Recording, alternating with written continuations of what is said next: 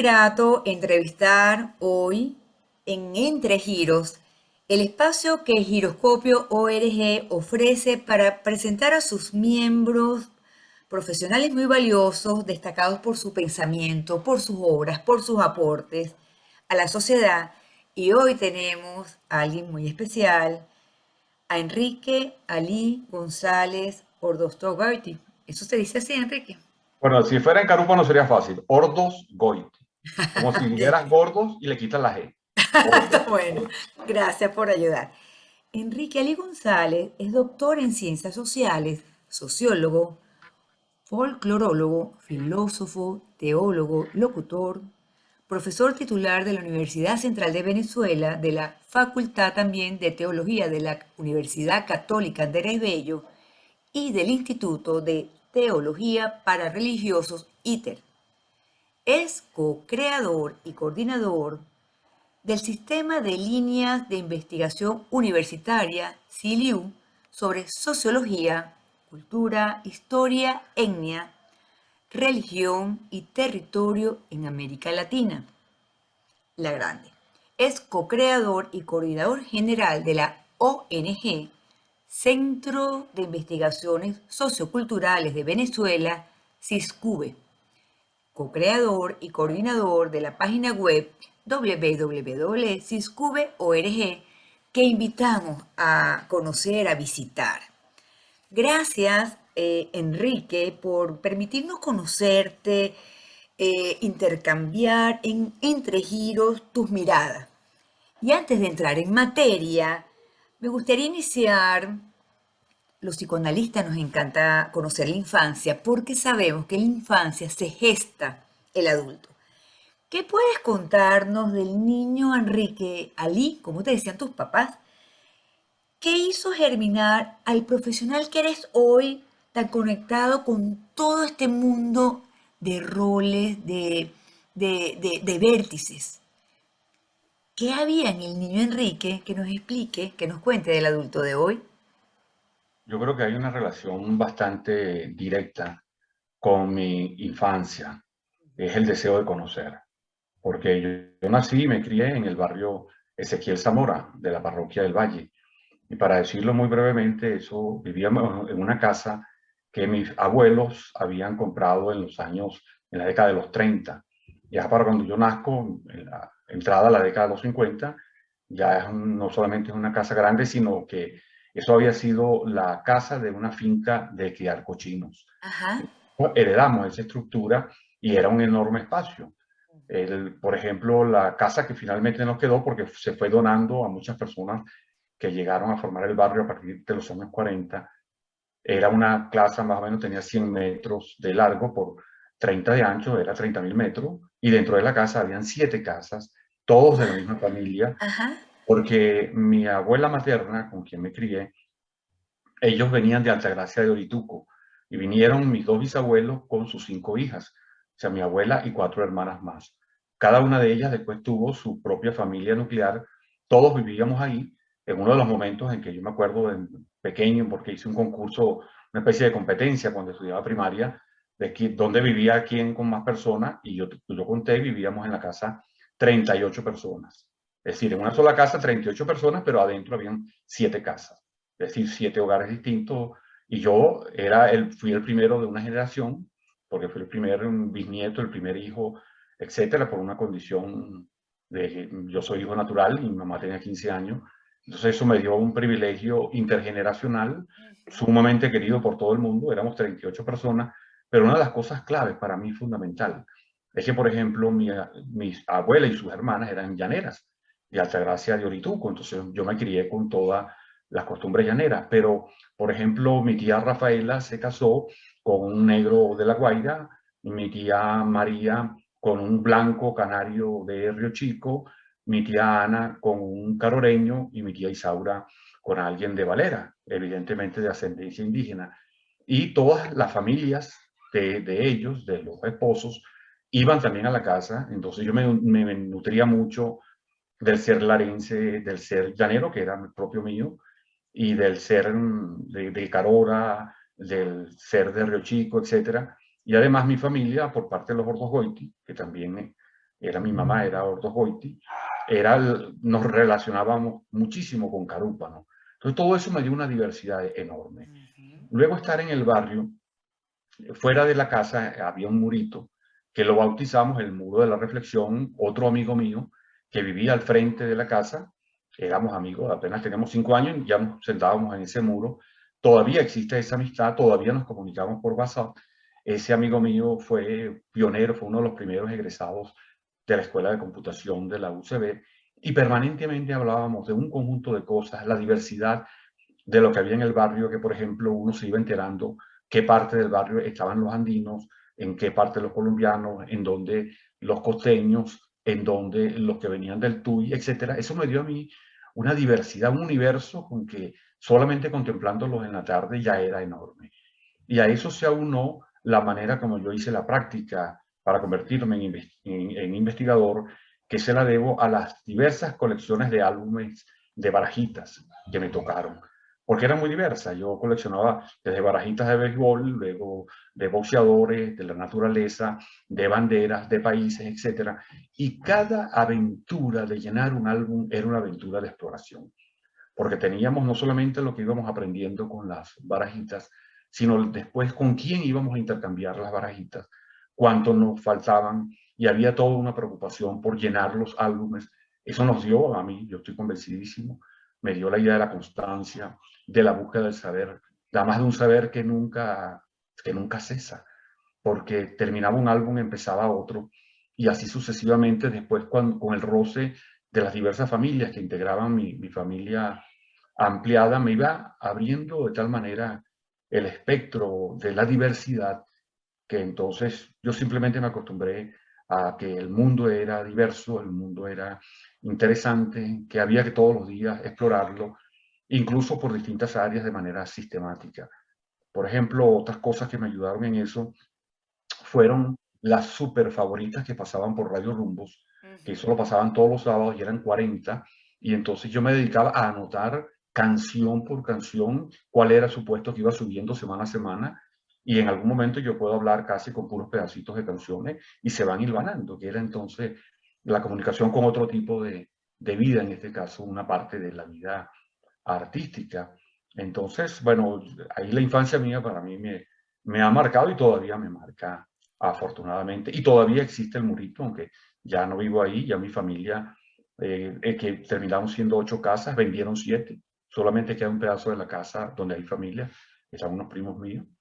Pero de resto eso quedó muy marcado, esa parte de la infancia de la casa. Pero es que eso explica entonces la riqueza que tú has construido, configurado, al menos profesionalmente, con la cantidad de actividades, eso que llamas diversidad, sin duda vino de esa experiencia y de ese mundo familiar. Tú naciste algo así como la casa funciona un pequeño pueblo, digamos, pensando Sí, en la vida de hoy, ¿no? E incluso estás hablando del muro de la reflexión, la reflexión como un elemento sí, que bueno, es escaso, Enrique, en los humanos y más tan pequeñito. Eso tal vez está muy asociado a lo que tu formación, la filosofía, la teología, o sea, que ha aportado finalmente, digamos, tú arrancas o inicias la infancia con una riqueza, te preparas, te formas en algo que le da estructura, le da orden, le da método para pensar, para concebir, para investigar. Y hoy en día, digamos, en este momento de tu vida, ¿qué dirías tú te ha aportado carreras como la filosofía, la teología, digamos, a la vida? bueno, yo ahorita, yo me jubilé de la UCB en 2010 y me retiré de la UCAP, de la Facultad de Teología del ITER, en 2016. Cuando me jubilé en el 2010 en la UCB, yo tenía la expectativa, que luego resultó imposible de cumplir, y era la expectativa de tratar de convertir, digamos, de actualizar todo lo que yo había hecho hasta ese momento, tratar de organizarlos. Y resulta que aún hoy resulta imposible, y ahora voy a comentar por qué. Ajá. Que en principio ya en 2011 conocí al que luego sería y es hoy el esposo de mi nieta, de mi nieta mayor, que me ha dado 3 bisnietos, y a quien le agradezco mucho la introducción a todo el mundo de Internet. Él se llama Juan Carlos Perfetti, ya hoy es también para mí, en mis afectos, es mi nieto. Me abrió un mundo con Internet que me dio un gran impulso, porque también yo sentía una frustración, que es que a veces se hacían muchos esfuerzos para escribir un artículo Ujú. para una revista científica, que hoy está demostrado que esa revista científica, cada artículo es leído 2 o 3 veces nada más a lo largo de varios años. Entonces, resultaba un esfuerzo muy inútil desde el punto de vista de la comunicación con la sociedad. Y entonces en esa búsqueda, él me abrió una puerta que afortunadamente sigue abierta y logramos a través de lo que en ese momento hicimos un préstamo bancario para abrir la página de Siscube, que aunque habíamos fundado en Siscube en 1991, es en el 2011 en donde se va a instalar la página y se va a abrir YouTube. Entonces eso para mí fue empezar un nuevo aprendizaje, porque inicialmente lo que ya yo tenía más o menos organizado en producción, la mayoría empecé a pasarlas al lenguaje digital. Y aunque hoy llevamos 944 elementos subidos a la página y 110 videos, pero es muchísimo lo que aún todavía no hemos hecho para digitalizarlos, por ejemplo. Entonces abrió un campo que además, con las otras cosas que yo iba haciendo, he sentido que yo he estado como en 4 ríos simultáneos y no he logrado que esos ríos se comuniquen, que siempre han estado, por ejemplo, ya hoy para teorizarlo, nosotros podemos decir que desde el punto de vista antropológico y por lo tanto pertenece a todo el género humano, hay 5 formas de conocer, hay 5 formas del saber. El saber de la razón que demuestra cómo es la filosofía, el saber de la razón que comprueba qué es la ciencia, el saber a través de lo sensible, que es el arte, el saber a través de la fe, que es la religión, y el saber a través de la experiencia, lo que sería la praxis. En estos 4 saberes primeros, en los cuales uno ha estado en academias, ha estado en actitudes formales, son 4 saberes que han estado paralelos. Por ejemplo, yo en mi currículum, digamos, académico, no incluyo ni lo que tiene que ver con religión, ni lo que tiene que ver con arte, ni lo que tiene que ver con política, que han ocupado muchísimos años de mi vida. Por ejemplo, en arte yo estuve 4 años haciendo teatro, estuve 6 años haciendo danza folclórica, porque incluso el primer título que yo tuve fue técnico superior de folclore, mención danzas folclóricas. Además, he estado escribiendo poesía. Este año precisamente cumplo 50 años de escribir poesía. He escrito alrededor de 500 poemas, un poema cada 6 semanas, por lo tanto no he causado tanto daño, sino más o menos. Incluso mi primer libro fue un libro de poemas. Y además, para completar esta parte propiamente artística, yo estuve como profesor los primeros 5 años del Instituto Reverón de Artes Plásticas, en donde comprendí la forma de ser y la forma de sentir la verdad y la belleza a través de la pintura, que para mí fue una adquisición valiosísima. Ahora, todo eso me da a mí una sensibilidad para saber a través de la sensibilidad, pero eso ha sido en paralelo a, por ejemplo, lo que tiene que ver con religión. Aunque yo he mantenido, y se lo sigo manteniendo, yo soy cristiano, católico, apostólico y romano, por eso me hice teólogo, pero además he estado desde por lo menos del año 72 en diversas búsquedas y experiencias etnográficas, de experiencias religiosas de distintos tipos, que también me han ayudado muchísimo a comprender bastantes cosas, ¿no? Y desde el punto de vista científico, bueno, lo hice como folclorólogo y luego me estudié en la Escuela de Sociología y Antropología y tuve posgrados en Historia y en Ciencias Sociales, en Administración Cultural, etcétera. Y luego, digamos, en la parte más propiamente científica. Y finalmente, digamos, logré entrar en un proceso de tanto de práctica profesoral en la Escuela de Filosofía de la UCB, que ingresó en 1990 de la mano de Omar Astorga, que Omar Astorga es la única persona con la cual yo mantengo vínculos de los que estuvimos graduados de bachilleres en 1972. O sea, tenemos 50 años de graduados y antes habíamos estudiado desde tercer año en bachillerato. Me lleva a la Escuela de Filosofía, ahí comienzo una práctica docente como jefe de la Cátedra de Pensamiento Latinoamericano y simultáneamente en 1991 voy a durar 25 años como jefe de la Cátedra de Pensamiento Latinoamericano Ujú. de la Escuela de Teología de la Católica. Entonces, incluso termino estudiando en la Católica el bacalaureato filosófico a través del núcleo de la Universidad Pontificia Salesiana de Roma. Es decir, la filosofía entré inicialmente como práctica docente y finalmente también la estudié sistemáticamente porque uno sabe que si uno no hace el pregrado de alguna carrera en especial, no puede manejar el lenguaje técnico de eso. Entonces, esas cosas, luego estudié también ya sistemáticamente la teología cristiana católica, pero bueno, todo eso me fueron dando elementos para ampliar la visión, no para reducirla, para comprender que, por ejemplo, Ajá. cuando uno habla con otra persona que es sociólogo nada más y habla de religión, ya uno conoce las virtudes, pero también sus deficiencias y así en general con las cosas. Por eso es que hoy en día estoy mucho más confundido que antes, gracias a Dios. Wow, es digamos, hay en ti algo que uno no suele escuchar en los profesionales, que es la combinación que complementa, integra. Me- Mientras te escuchaba, me preguntaba, eh, tú que has sido además docente y donde hemos transitado tantos cambios en los últimos tiempos, tú además los has transitado también estudiando y has tenido la valentía de asumir el cambio que la tecnología nos ha dado y le has sacado provecho.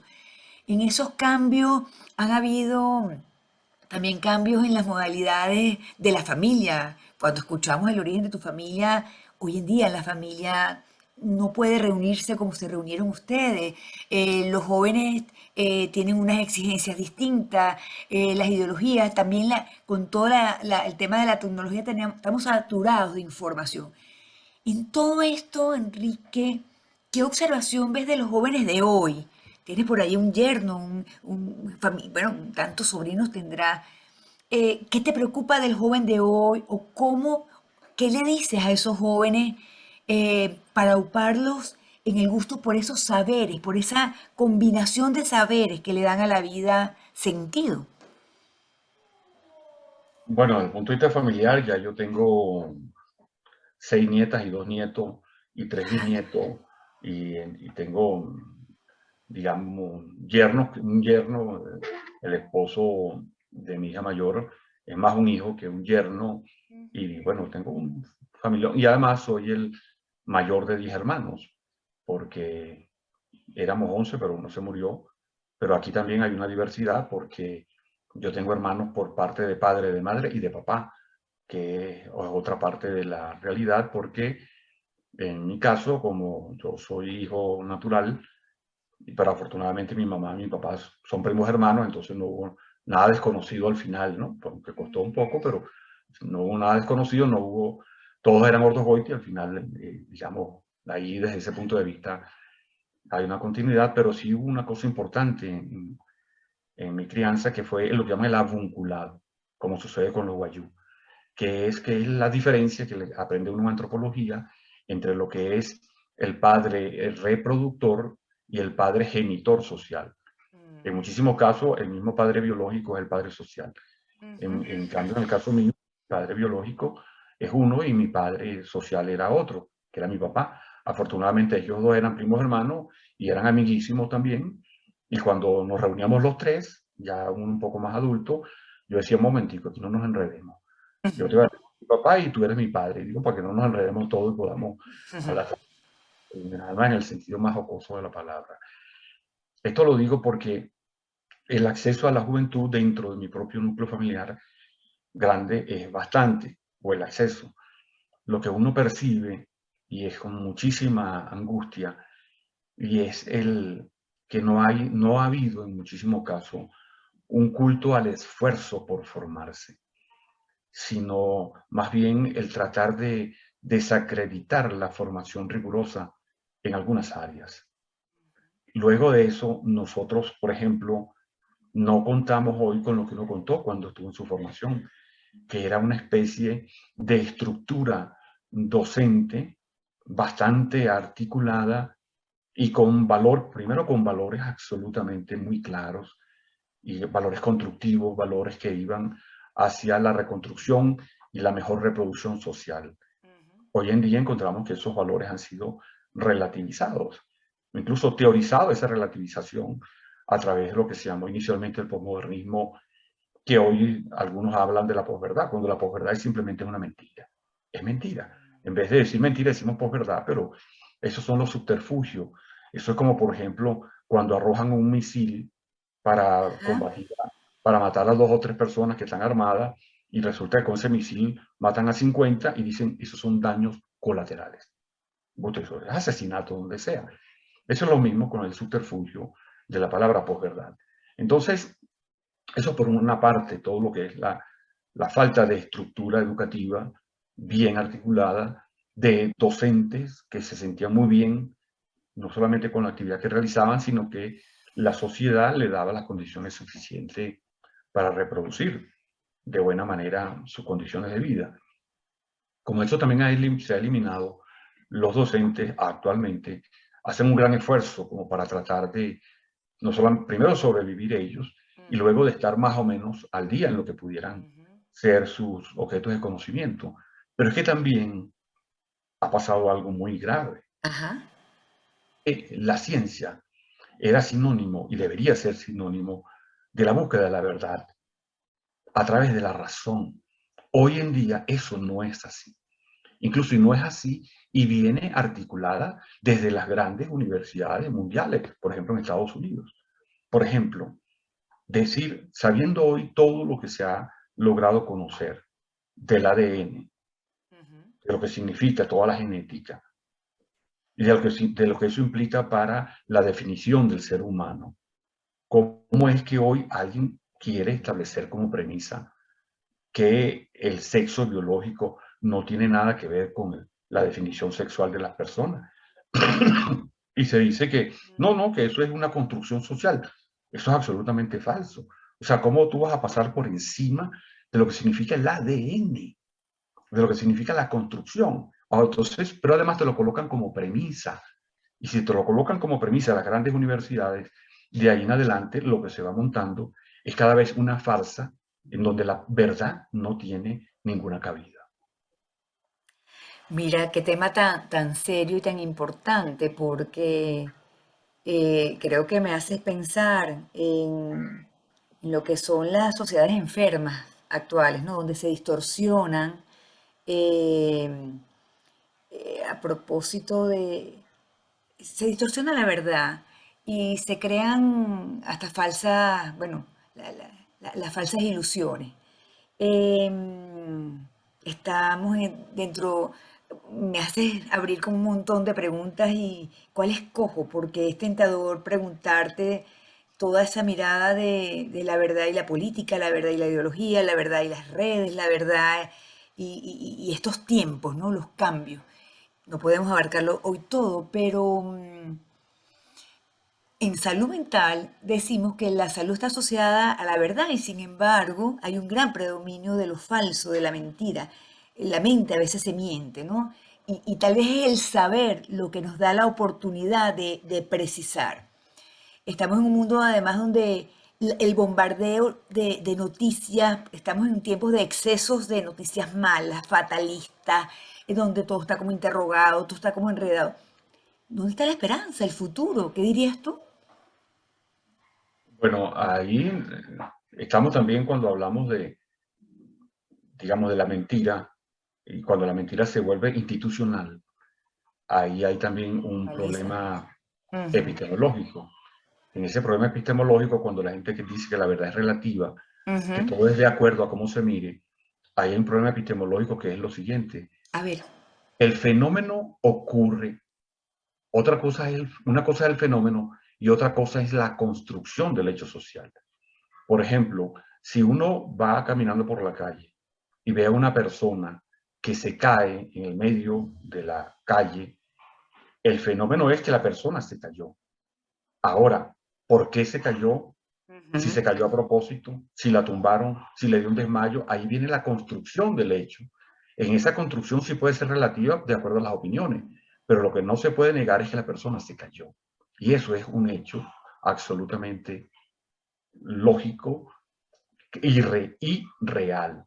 Cuando desde las instituciones se empieza a dudar hasta de la existencia del mismo fenómeno, y se dice que prácticamente si una persona se cree mariposa, tiene derecho a que lo traten como mariposa, ya ahí Ujú. estamos hablando de algo que elude el fenómeno, que no hace alusión a lo real, sino lo que es peor, piensa que lo real tiene que ver con lo que ella cree de sí misma que es lo real, y por lo tanto entonces la realidad no solamente que no es compartida, sino que la realidad se impone desde un objeto, desde un sujeto que es dominante, Ujú. y todos los Ujú. demás tienen que empezar a creer esa realidad, lo cual hace que, por ejemplo, estemos cada vez más en un proceso de construcción de un sistema totalitario a diversas escalas a nivel mundial. Pero ese sistema totalitario se basa en la negación de la percepción de lo real para ir creando una especie de suprarrealidad manejada por quienes controlan los resortes del poder que van en contra entonces de la razón. Por eso, desde ese punto de vista, lo que puede ser la esperanza para quienes participamos de cualquier religión, la esperanza es fácil definirla. En cuanto, por ejemplo, desde el punto de vista mío cristiano católico, la esperanza es la fe en que lo que viene va a ser mejor. Eso es la esperanza. Es a quien espera. Ahora, eso no significa que uno tiene que tener una actitud pasiva ni nada, sino no. Si yo creo en Dios y por lo tanto ya tengo todo una explicación, una cosmovisión del mundo, porque también ya, digamos, más o menos guiándonos un poco por lo que decía Morán, en principio de la hipercomplejidad, y Morán hablaba de tres situaciones hipercomplejas, o tres, Ajá. cuando hablaba de el hombre, el ser humano, hablaba de la sociedad y hablaba de la naturaleza. Yo creo que a eso hay que agregarle la cosmogonía y tendríamos cuatro grandes universos que están, por supuesto, interrelacionados, pero cada uno tiene su propio radio de acción y se caracterizan por la hipercomplejidad. En esa hipercomplejidad no hay una sola definición de las cosas, pero lo que sí nos dice ya esa hipercomplejidad es que la diversidad es tal y que esa diversidad ha existido a pesar de cada uno de nosotros, que entonces nos obliga la lógica a pensar que va a seguir existiendo aun cuando nosotros no estemos. Por lo tanto, para explicar a veces las crisis coyunturales, hay que ver el largo plazo histórico. Ujú. Incluso hay que nosotros, yo tengo un pequeño, una conferencia que hice, que todavía no la he publicado, perdón, en donde hablo de la necesidad de nosotros manejarnos con 11 dígitos, con 11 dígitos, A ver. porque la realidad nuestra, y cuando digo la realidad, estoy hablando de una parte de la realidad, la que es del Big Bang para acá, Ujú. porque también hay una realidad del Big Bang para allá, que ya, digamos, podríamos hablar, pero desde el punto de vista teológico. Estamos hablando de la realidad física. Y tengo un cuadro, no lo traje hoy porque por supuesto no sabía que esto podía salir, pero nosotros necesitamos pensar en 11 dígitos, porque cuando nosotros hablamos de 4 o 5 años, eso es un dígito. Si hablamos de 20, ya son dos dígitos. Si hablamos de 300, son tres dígitos. Por ejemplo, si nosotros analizamos la sociedad venezolana, nada más por últimos 20 años, la estamos analizando en dos dígitos o 24 años. Tenemos que analizarla por lo menos en tres dígitos. Ya eso implica que debemos analizarla por lo menos desde hace 3 siglos para acá. Pero si nosotros quisiéramos profundizar para ver desde dónde surge la sociedad venezolana, lo que hoy es Venezuela, y eso incluiría sus tres grandes macroetnias con sus orígenes históricos, como es el origen precolombino, el origen español antes del siglo XV y el origen de las Canarias antes del siglo XV y el origen del África Negra antes del siglo XV. Eso ya nos ubica, por lo menos prácticamente directo, en cuatro dígitos, que son 2000 años, 2500 años, dependiendo cada una. Es decir, ya estaríamos pensando en cuatro dígitos. Y podemos seguir así más. Por ejemplo, porque ¿cuáles son los 11 dígitos iniciales con los cuales debemos pensar los Ajá. reales? Es lo que dicen, lo que está demostrado físicamente. A ver, El ajá. Big Bang se produjo hace 13.780 millones de años. Esos son los primeros 11 dígitos que nosotros tendríamos que tener en cuenta. Y luego, si nosotros decimos, hace 9.000 millones de años se formó el sistema solar y después un poco más la Tierra, y ahí tenemos 10 dígitos.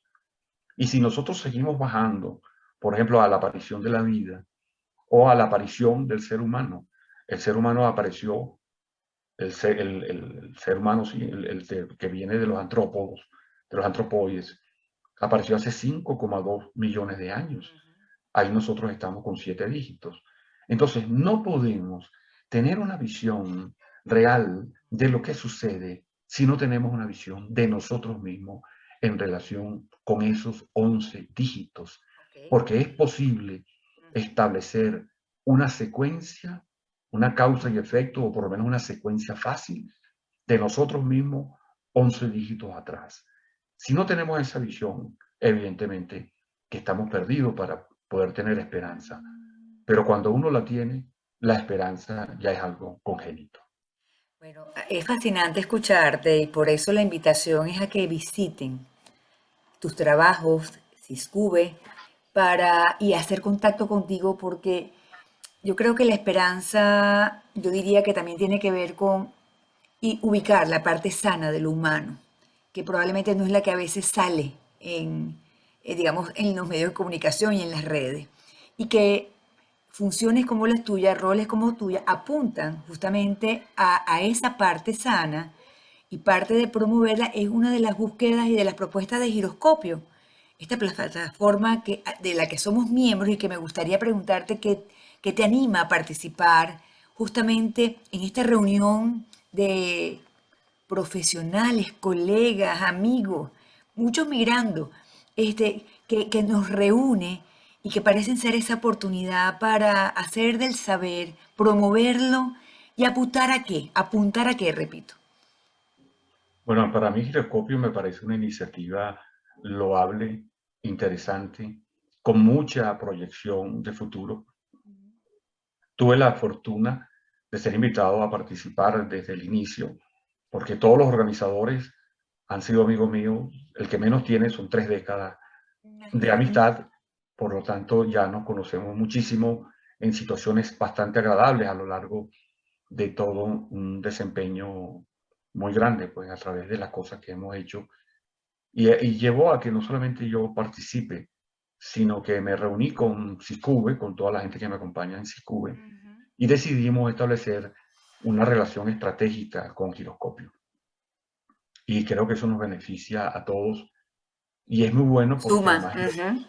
suma bastante y Giroscopio tiene un perfil muy interesante en donde pueden converger, como ya los vienen haciendo, numerosas personas que se han caracterizado por una reflexión seria y sistemática sobre diversos aspectos de la realidad. Por eso me siento honrado de haber sido invitado a formar parte también de esta aventura interesante como Giroscopio. Estoy segura que para Giroscopio es un placer, un honor tenerte y contar con el estímulo de pensar y reflexionar como aquel murito del niño, ¿ah? que, que, que nació con una capacidad para profundizar tal como hoy nos las has permitido conocer. Muchísimas gracias, Es Enrique Ali así. González. Seguimos aprendiendo, seguimos intercambiando y seguimos viéndonos en Giroscopio. Muchísimas gracias. Gracias a ti, muchísimas gracias y salud. Que todo este proyecto siga desarrollándose. Gracias a quienes nos siguen. Seguimos en la próxima.